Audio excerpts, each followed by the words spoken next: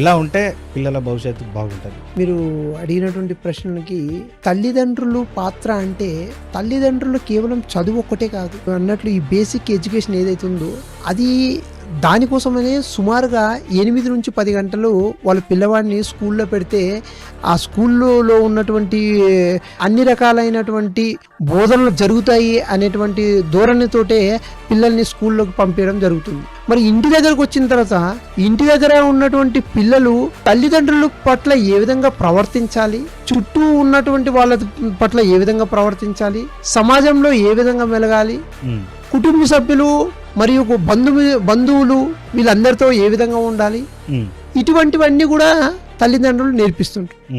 అవును.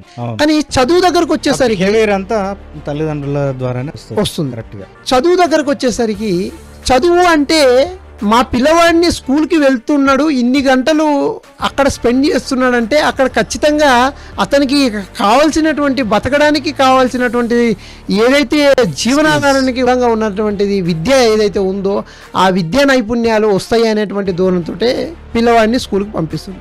అందరి తల్లిదండ్రులు కూడా అంత సమయాన్ని వెచ్చించేటువంటి టైం ఉండకపోవచ్చు. అవును, ఇప్పుడు ఇద్దరు వర్కింగ్ అయితే వాళ్ళు ఇంటికి వచ్చేసరికి అంటే స్పెండ్ చేయకపోవచ్చు, అంత చేయకపోవచ్చు. సో మనము తల్లిదండ్రులు కొంతవరకు బాధ్యత తీసుకోవాలి.